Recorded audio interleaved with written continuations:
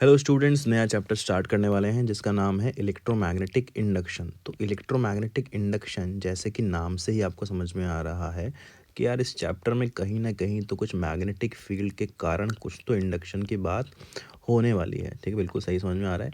ठीक है, उससे पहले देखते हैं जो इलेक्ट्रोमैग्नेटिक इंडक्शन है, इसको हम प्यार से नाम दिया है हमने इसको, हम इसको बोलते हैं ईएमआई। तो ईएमआई चैप्टर में हम पढ़ने क्या वाले हैं या हमारा ध्यान जो होगा वो किन चीज़ों पर होगा। तो बेसिकली इसके अंदर हम दो चीज़ों के ऊपर ध्यान देने वाले हैं। ठीक है, सबसे पहले हमारे पास है मोशनल ईएमएफ। तो सबसे पहले हम जो बात करने वाले हैं वो हम बात करेंगे मोशनल ईएमएफ की, और उसके बाद हम बात करेंगे आपके फैराडेज लॉज की।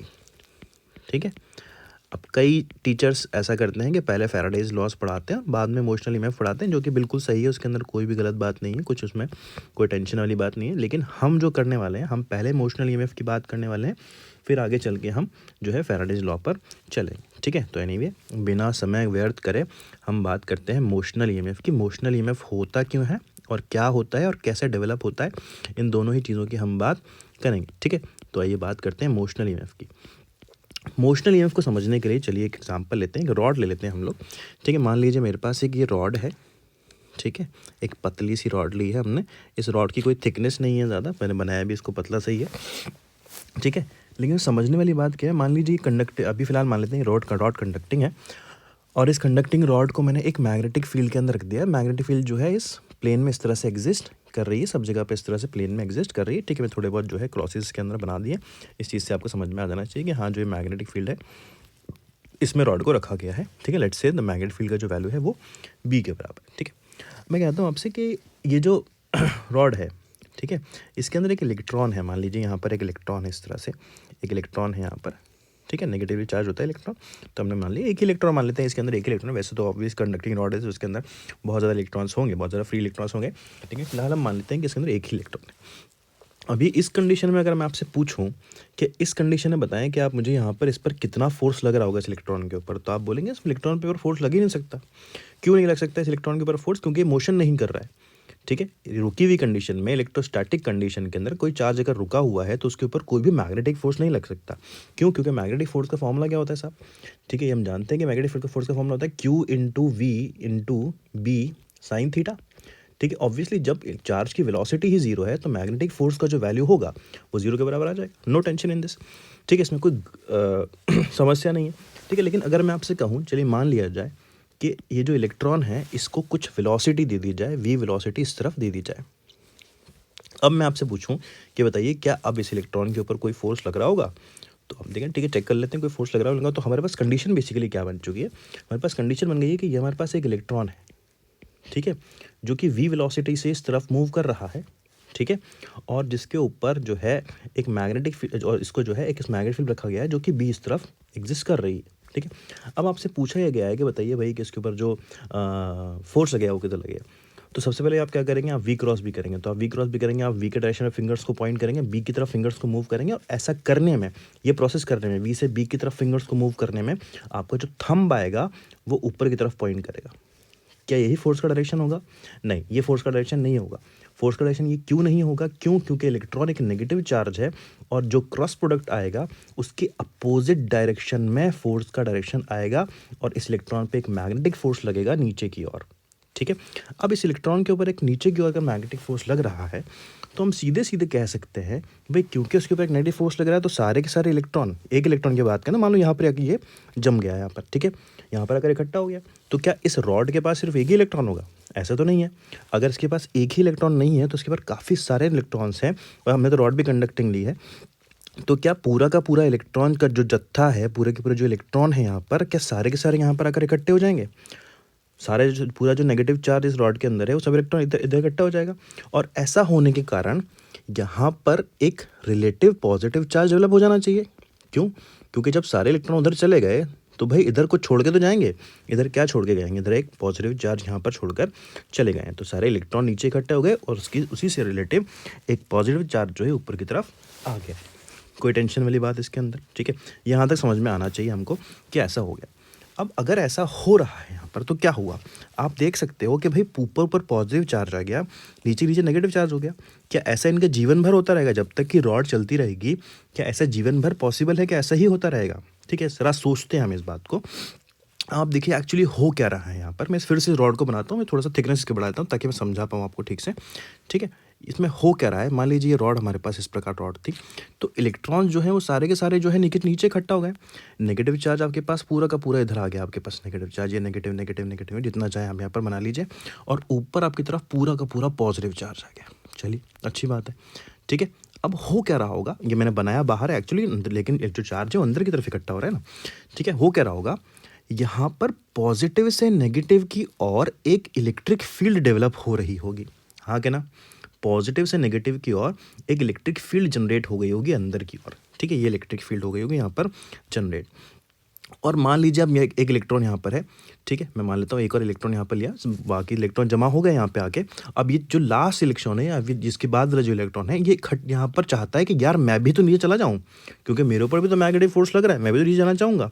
लेकिन ये बोलेगा, इलेक्ट्रॉन बोलेगा कि देखिए भाई, मेरे ऊपर एक मैग्नेटिक फोर्स नीचे लग तो रहा है जो कि मुझे इस पॉइंट पर लेकर आना चाहता है, नीचे की ओर इलेक्ट्रॉन्स की तरफ लेकर आना चाहता है, यहाँ पर लेकर आना चाहता है। ठीक है, लेकिन क्योंकि पॉजिटिव और नेगेटिव चार्ज के आने के कारण यहाँ पर एक और इलेक्ट्रिक फील्ड जनरेट हो गई है जो कि इलेक्ट्रॉन के ऊपर की ओर एक इलेक्ट्रोस्टैटिक फोर्स लगा देगी। ठीक है, और ऐसी कंडीशन आ जाएगी कुछ टाइम के बाद जब ये दोनों इलेक्ट्रिक फील्ड और magnetic field, sorry electric force और मैग्नेटिक फोर्स बराबर हो जाएंगे। तो ऊपर चलें फिर से। ठीक है, तो हमने देखा था यहाँ पर जो इलेक्ट्रॉन था, इस इलेक्ट्रॉन के ऊपर नीचे की ओर तो मैग्नेटिक फोर्स लग रहा था, और कुछ समय पश्चात जब बहुत सारे इलेक्ट्रॉन्स यहाँ नीचे इकट्ठा हो गए होंगे और ऊपर एक पॉजिटिव चार्ज आ गया होगा, कुछ समय पश्चात हम कहेंगे कि उसके ऊपर उतना ही इलेक्ट्रोस्टैटिक फोर्स भी आ जाएगा। तो ये जो कंडीशन यहाँ पर आ गई है हमारे पास, जहाँ पर इलेक्ट्रोस्टैटिक फोर्स और मैग्नेटिक फोर्स बराबर हो गए हैं, यही हमारे काम की बात है। ठीक है, आइए इस रॉड को फिर से ज़रा देखें एक बार। इस रॉड में क्या लिया है हमने भाई, V और B परपेंडिकुलर लिए गए हैं, और मैं मान लेता हूँ कि इस रॉड की जो लेंथ है वो L के बराबर है। ठीक है, फिलहाल मैंने मान लिया कि इस रॉड की जो लेंथ है वो भी L के बराबर है। ठीक है, ज़रूरत पड़ेगी तो ले लेंगे, यूज़ कर लेंगे इसको। ठीक है, ये आ गया। अगर मैं आपसे पूछूं, बताइए कि मैग्नेटिक फोर्स की वैल्यू कितनी थी, ये जो मैग्नेटिक फोर्स यहाँ पे निकाला था आपने, आप कितनी वैल्यू लिखते हैं इसकी? आप बोलते भाई फॉर्मूला था ये है QV sin थीटा। ठीक है, यहाँ पे Q की वैल्यू कितनी है E, कितनी वेलोसिटी से चल रहा है भाई, ये V वेलोसिटी से चल रहा है। मैग्नेटिक फील्ड कितनी है B, तो B आप लिख दिया, और साइन V और B के बीच में एंगल कितना है, देखिए V इधर है और B अंदर की ओर है, यहाँ भी देख सकते हैं V राइट वर्ड है और B अंदर की ओर है, तो साइन 90। तो आपके पास मैग्नेटिक फोर्स की वैल्यू कितनी आ गई है, E into V into B। वहीं आपसे अगर मैं इस इलेक्ट्रोस्टैटिक फोर्स की वैल्यू पूछता कि इस इलेक्ट्रोस्टैटिक फोर्स की वैल्यू क्या है, तो आप जानते हैं भाई कि इलेक्ट्रोस्टैटिक फोर्स का जो फॉर्मूला होता है वो होता है चार्ज इंटू इलेक्ट्रिक फील्ड। तो इलेक्ट्रिक फील्ड अगर E यहाँ पर जनरेट हुई है, तो आप सीधे सीधे कहेंगे भाई कि ये जो होगा इसके ऊपर फोर्स आएगा वो E इंटू E के बराबर आ जाएगा। तो क्या किया जाए, इन दोनों को बराबर कर दिया जाए। वही कंडीशन हमारे काम की है, जब यहाँ दोनों बराबर हो गए और चार्ज का फ्लो बंद हो चुका है। ठीक है, तब इसके अंदर जो एक पॉजिटिव चार्ज एक तरफ इकट्ठा हो गया और नेगेटिव चार्ज एक तरफ इकट्ठा हो गया, अब इससे ज़्यादा चार्ज से मूव नहीं कर सकता। तो एक इक्विलिब्रियम की कंडीशन हमारे पास बन गई है, और यही इक्विलिब्रियम कंडीशन जो है हमारे काम की है। तो हम कहते हैं भाई हमारे पास Fe की जो वैल्यू है वो Fm के बराबर आ जानी चाहिए। आओ इसको यूज़ करते हैं। ठीक है, Fe की वैल्यू कितनी आई थी, Fe की वैल्यू हमारे पास आई थी E इंटू E, और Fm की वैल्यू हमारे पास क्या आई थी, E into V into B। ठीक है, देखो E से E कैंसिल आउट हुआ, तो आपके पास E की जो वैल्यू आ गई वो V इंटू B के बराबर आ गई। ठीक है, रॉड फिर से बना लें एक बार। ठीक है, ऊपर पेज पे जाने से बेटर है कि रॉड फिर से बना ली जाए। चलिए रॉड फिर से ड्रॉ करें।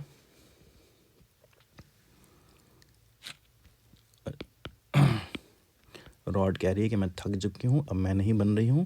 ठीक है, लेकिन फिर भी हमने कोशिश की, रॉड फिर से बन गई। ठीक है, तो ऊपर हमारे पास पॉजिटिव, नीचे हमारे पास नेगेटिव चार्ज आ चुका है। ठीक है, और इसकी लेंथ हमने ले ली है कि इसकी लेंथ जो आएगी वो L के बराबर आ गई है। ठीक है, और इलेक्ट्रिक फील्ड कैसी थी इसके अंदर, इलेक्ट्रिक फील्ड इसमें नीचे की ओर जनरेट हो गई थी। ठीक है, फिर से इसको बना लें एक बार। नीचे की ओर इसके अंदर एक इलेक्ट्रिक फील्ड जनरेट हो गई थी। ठीक है भाई, नीचे की ओर इसके अंदर एक इलेक्ट्रिक फील्ड आ गई है। ठीक है, इसको मैंने ई नाम दे दिया। अच्छा, मुझे आप ये बताएं कि एक फॉर्मूला आपने पढ़ा होगा कि वी जो होता है वो ई अपॉन एल के बराबर होता है। ठीक है, इलेक्ट्रिक फील्ड पर unit length is known as the potential difference. क्योंकि ऊपर पॉजिटिव चार्ज है, नीचे नेगेटिव चार्ज है, तो इनके बीच में एक पोटेंशियल डिफरेंस तो क्रिएट हुआ है ना। ठीक है, पोटेंशियल डिफरेंस क्रिएट हो गया, तो इसका जो वैल्यू आ गया ई, इसको मैं इसको वी बोल सकता हूँ, तो वो ई बाई एल के बराबर आ गया, इलेक्ट्रिक फील्ड पर अपन लेंथ के बराबर आ गया। तो यहाँ पे लिख देते हैं इसको, this is V upon L is equals to V into B. ठीक है, तो अगर एल को ले जाएं तो वी आपके पास जो आया वो आ गया B into L into V. ये जो आया पोटेंशियल डिफरेंस, पोटेंशियल डिफरेंस क्या है? ये पोटेंशियल डिफरेंस ये है ईएमएफ, इसको हम कहते हैं मोशनल ईएमएफ। कई जगह पर इसको ई से भी रिप्रेजेंट किया जाता है। ठीक है, अब ई से हमने इलेक्ट्रिक फील्ड को रिप्रेजेंट किया था, इसलिए मैंने वी यूज़ कर लिया। अब चाहें तो इसको ऐसे भी लिख सकते हैं, E is equals to B into L into V. बहुत ही इंपॉर्टेंट फॉर्मूला मोशनल ईएमएफ का इलेक्ट्रोमैग्नेटिक इंडक्शन चैप्टर में, जिससे रिलेटेड हम आगे भी और बातें करने वाले। ठीक है, ये आया कैसे? हमें ये बात समझ में आ गई है कि हमने इक्विलिब्रियम कंडीशन जो है नोट करी, जहाँ पर चार्ज का फ्लो बंद हो चुका है, और ये जो कंडीशन आ गई, अब ये एक ईएमएफ की तरह, एक इंड्यूस्ड ईएमएफ की तरह हमारे पास काम करेगी। क्या हम इसको ऐसा कह सकते हैं कि यार एक ये बैटरी है जिसको हम यूज़ नहीं कर रहे हैं, और ये अनयूज बैटरी है, बस पड़ी हुई कहीं पे, जिसका ईएमएफ जो है वो B into L into V के बराबर है। तो एक रॉड को अगर किसी मैग्नेटिक फील्ड में चलाया जाए तो एक अनयूज बैटरी की तरह काम करेगी। अब बैटरी का तो ईएमएफ ही होता है ना, तो इसको भी हमने क्या बोल दिया? Motional EMF. इसको हमने क्या नाम दिया? Motional EMF. ठीक है, तो आइए थोड़ा सा और जो है ब्रेनस्टॉर्मिंग करते हैं इसके ऊपर और बातें करते हैं। तो एग्जांपल एक लेते हैं, कंसेप्ट समझने की कोशिश करते हैं। अब यहाँ पर आपने नोटिस किया होगा, मैंने रॉड को जो है इस प्रकार रखा था, वर्टिकल रखा था, मैग्नेटिक फील्ड अंदर की ओर थी, और इलेक्ट्रॉन को जो इस तरह मूव कराया था रॉड को मैंने। ठीक है, यहाँ इस तरह जो है रॉड को मूव करा दिया था, उसके अंदर चार्ज पे फोर्स लगा था। ठीक है, चलिए एग्जाम्पल लेते हैं। मान लें कि रॉड जो है वो इस प्रकार रखी गई, कुछ वर्टिकल की जगह हम इसको हॉरिजॉन्टली रख देते हैं। ठीक है, हॉरिजॉन्टली हम इसको रख देते हैं, और लेट्स से रॉड को जो है इस प्रकार मूव कराया गया वी वेलोसिटी इस तरफ, और मैग्नेटिक फील्ड वही है अंदर की ओर। मैग्नेटिक फील्ड को कहाँ रखा गया? मैग्नेटिक फील्ड को अंदर ही लिया गया। चलिए, बढ़िया बात है, अच्छी बात है। अच्छा, और क्या चाहिए? लेंथ मैं आपको देता हूँ कि इसकी लेंथ जो है वो एल के बराबर है। वही मैं आपसे पूछना बेसिकली वही है, चाहता मैं यही हूँ कि आप मुझे बताएं कि इसके अंदर ईएमएफ कितना इंड्यूस हो जाएगा। अच्छा, तो कैसे करें? वही चार्ज वार्ज की बात कर लेते हैं थोड़ा सा। तो मान लेते हैं एक और चार्ज ले लिया जाए, यहाँ पर एक इलेक्ट्रॉन को ले लिया जाए। ठीक है, ये इलेक्ट्रॉन है, इलेक्ट्रॉन ही मूव करता है। चाहे तो पॉजिटिव चार्ज से भी सॉल्व कर सकते हैं इसको, कोई इश्यू नहीं है, लेकिन ऑब्वियसली इलेक्ट्रॉन फ्लो करता है रॉड के अंदर, कंडक्टर के अंदर। ठीक है, तो हमने इलेक्ट्रॉन ले लिया। अब मैं आपसे पूछूं, बताइए फोर्स कितना लगेगा इसके ऊपर? ठीक है, तो फोर्स देखेंगे तो हम करेंगे वी क्रॉस बी, तो वी क्रॉस बी करेंगे तो भाई वी क्रॉस बी ऊपर आया, और फोर्स जो लगा इसके ऊपर मैग्नेटिक फोर्स नीचे की ओर लगा, तो भाई इलेक्ट्रॉन कहाँ जाएगा? इलेक्ट्रॉन क्या नीचे जमाने की कोशिश करेगा? भाई ये जो लेंथ दिखाई है ना मैंने आपको, ये लेंथ सिर्फ इसलिए दिखाई गई है, ये जो थिकनेस इसकी दिखाई गई है वो इसलिए दिखाई गई है ताकि यहाँ पर शो कर सकूँ कि ये रॉड है। मैं एक लाइन बना देता तो आपको समझ में नहीं आता ना। ठीक है, सिर्फ इतने दिखाया गया है। ठीक है, इसकी कोई थिकनेस है ही नहीं, इस रॉड की कोई थिकनेस नहीं है। तो क्या एल की वैल्यू ये लेनी चाहिए जो मैंने लिखी है, या फिर ये लेनी चाहिए थी जो छोटा सा यहाँ पर वैल्यू है? और ऑब्वियसली इसकी कोई थिकनेस नहीं है, तो एल जो होगा वो जीरो के बराबर आ जाएगा। ठीक है, तो हमारे पास फॉर्मूला क्या आया था कि EMF induced is equals to P into L into V, और एल कितना हो गया यहाँ पर? ज़ीरो। तो यहाँ पर ई की वैल्यू भी कितनी आ जाएगी? ज़ीरो, एज जो एल की वैल्यू है वो भी ज़ीरो के बराबर है। ठीक है, तो अगर किसी क्वेश्चन के अंदर आपके पास ऐसा कंडीशन बन जाता है जिसमें जिसमें जो लेंथ है, लेंथ है वो थिकनेस के बराबर है, तो यहाँ पर आप कहेंगे यहाँ पर कोई ईएमएफ इंड्यूस नहीं होगा, क्योंकि इसका जो थिकनेस है वो इनफाइनाइटली स्मॉल है। ठीक है, एक एग्जांपल और लेके देखते हैं यार। ठीक है, एग्जांपल और करते हैं। चलिए, तो अब कह रहा है कि जो रॉड है उसको इस प्रकार ले लेते हैं। चलिए, हॉरिजॉन्टल हमने रॉड को बना लिया, वही थिकनेस इसकी बिल्कुल इनफाइनाइटली स्मॉल इसकी थिकनेस है।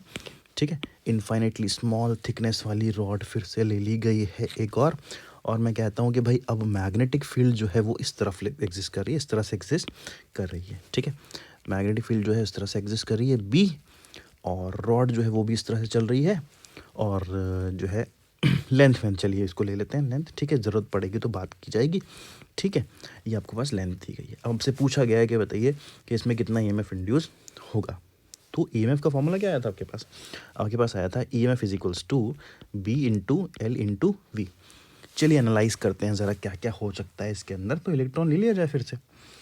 ये आपका इलेक्ट्रॉन आ गया भाई, यहाँ से ये मान लीजिए इलेक्ट्रॉन है और ये इलेक्ट्रॉन आपने यहाँ पर रख दिया। बताइए फोर्स कहाँ लगेगा इसके ऊपर। आप देख रहे हैं यार कि चार्ज है, ये इलेक्ट्रॉन है, ये चार्ज है, v वेलोसिटी से इधर चल रहा है, मैग्नेटिक फील्ड भी इसी तरफ है, तो v तो b के पैरेलल हो गया। अरे भाई ये तो वो केस है जिसमें v b के पैरेलल हो जाता है। अगर v b के पैरेलल है तो सही में मैग्नेटिक फोर्स कितना होता है भाई, 0 के बराबर आता है। क्यों, फॉर्मूला क्या होता है मैग्नेटिक फोर्स का, मैग्नेटिक फोर्स का फॉर्मूला होता है Q V B sine theta. तो साइन थीटा, यहाँ पे थीटा की वैल्यू कितनी, वी और बी के बीच में एंगल कितना, 0 डिग्री। तो अगर एंगल 0 है तो यहाँ पे साइन 0 पुट करोगे तो कितना हो जाएगा, 0 हो जाएगा। तो मैग्नेटिक फोर्स कितना आया 0। तो कोई मैग्नेटिक फोर्स चार्ज पे लग ही नहीं रहा है। अगर कोई मैग्नेटिक फोर्स लग ही नहीं रहा है तो एक जगह जाके इकट्ठा ही नहीं होगा, जमा ही नहीं होगा। तो इस केस में भी जो ईएमएफ इंड्यूस्ड होगा वो 0 के बराबर आ जाएगा। तो ये दोनों केसेस आपको पता होने चाहिए कि अगर लेंथ थिकनेस के अलॉन्ग आपको देखो चार्ज मूव करे तो भी 0, और अगर वी और बी के बीच में एंगल 0 डिग्री तो भी 0। चलिए एक एग्जांपल और देख लें, छोटा सा एग्जांपल और देख लेते हैं। अभी तक तो हमने रॉड को क्या किया, तो वर्टिकल रखा या फिर हॉरिजॉन्टल रखा। चलिए रॉड को जो है हम ऐसे एंगल पे रख देते हैं, ठीक है, ऐसे एंगल पे रख देते हैं। रॉड कह रही है कि बस बहुत हो गया, मैं थक चुकी हूँ। रॉड को एंगल पे रख देते हैं कुछ इस प्रकार से। अरे भाई बिल्कुल बुरा मान गई ये लगता है ये तो। चलिए इस बार नहीं बनेगी तो फिर हम रफ़ ही बना लेंगे, कोशिश कर लें एक बार फिर से। नहीं बन रही है भाई, बिल्कुल नहीं बन रही है, बिल्कुल बुरा मान गई है।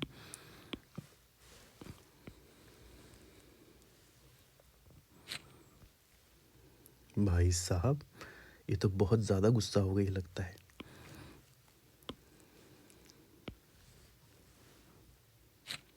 अभी बनी ना, ठीक है, रोटेट हो जाएंगे आप।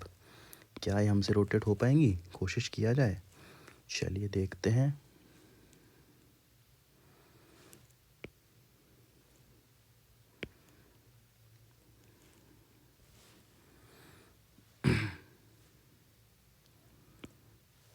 ये रोटेट नहीं हो रही है, ठीक है, ज़्यादा वो नहीं करते हैं हम लोग, तो ऐसे बना लेते हैं, ठीक है। एक सीधी लाइन खींची, यहाँ से एक सीधी लाइन खींची, एक ऐसे किया, एक ऐसे किया, और इस तरह से हमने जो है एक रॉड बना दिया, ठीक है। अब मैं कहता हूँ कि रॉड जो है मैग्नेटिक फील्ड, वही अंदर की तरह हम मैग्नेटिक फील्ड लेते हैं हमेशा की तरह, ठीक है। मैग्नेटिक फील्ड जो है इनसाइड द पेपर एग्जिस्ट कर रही है, और ये रॉड जो है विद वेलोसिटी v इस तरफ मूव कर रही है ऐसे, ठीक है। और कहते हैं कि रॉड और इसके बीच में एंगल जो है वो थीटा के बराबर है, ठीक है। बात समझ में आई, ठीक है। अच्छा एक चीज़ हम यहाँ पे देख सकते हैं कि भाई ये जो है v, इसको दो कंपोनेंट्स में जो है बांटा जा सकता है।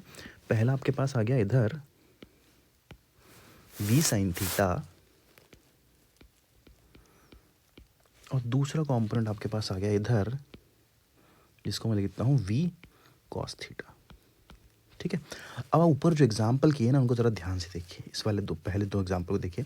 इसके अंदर आप देख सकते हो कि जो मैग्नेटिक फील्ड थी, ठीक है, थोड़ा और ऊपर चले, जो मैग्नेटिक फील्ड थी और जो वेलोसिटी थी वो आपस में परपेंडिकुलर थे। देखो यहाँ पर वेलोसिटी और मैग्नेटिक फील्ड आपस में परपेंडिकुलर हैं, ठीक है।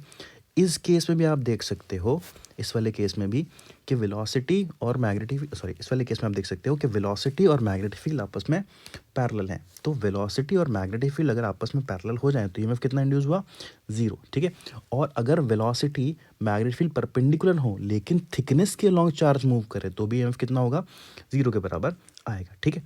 तो हम देख सकते हैं भाई कि इस केस में, ये वाला जो केस बन रहा है जिसमें वेलोसिटी जो रॉड की थी, जो रॉड की वेलोसिटी है वो along the axis of rod है, यानी कि मैग्नेटिक फील्ड और v cos थीटा, इसको देखा जाए तो ये कौन सा केस बन गया भाई, ये सेकंड वाला केस बन गया, ये वाला, ठीक है। तो यहाँ पर v cos थीटा की वजह से कोई भी ईएमएफ इंड्यूस नहीं होगा। तो हम कह सकते हैं कि no EMF will be induced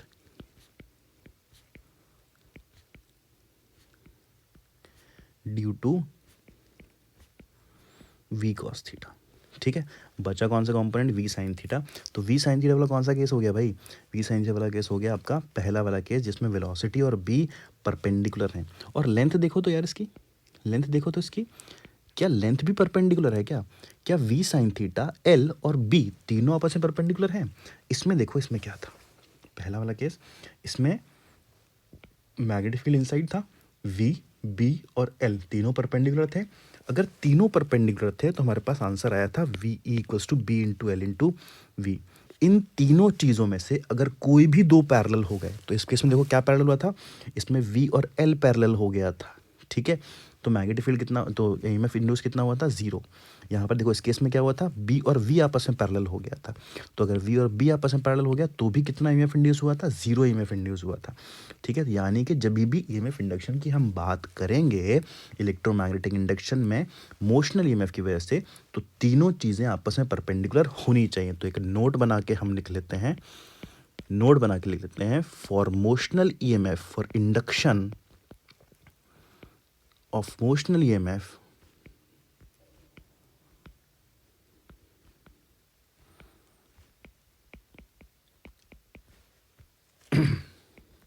V, B and L तीनों ही चीज़ें must be perpendicular to each other, must be perpendicular to each other, होना ही पड़ेगा, होना ही चाहिए। ठीक है, बात समझ में आती है। तो हमारे पास बेसिकली क्या फॉर्मूला आ गया, यहाँ से हम निकालते तो क्या हो गया बात, वी साइन थीटा वाला कॉम्पोनेंट, तो EMF induce will be equals to B into L into V sine theta. क्या बी एक वेक्टर क्वांटिटी है, बिल्कुल।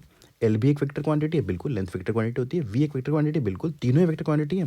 तो ये फॉर्मूला जो सच में है, ये सच वाला फॉर्मूला जो है वो ये है कि this is equals to B dot L cross V. L cross V से आपको क्या मिला एल क्रॉस वी से आपको क्या मिला, एल वी साइन थीटा।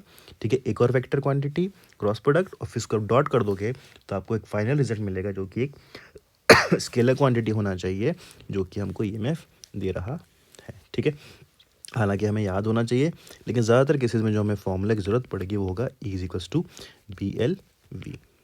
ठीक है, आगे बात करेंगे नेक्स्ट लेक्चर में या नेक्स्ट वीडियो में कि कैसे इक्विवेलेंट बैटरी सर्किट हम बनाएंगे किसी मोशनल ईएमएफ रॉड के लिए या किसी भी चीज़ के लिए। ठीक है, चलिए, थैंक यू।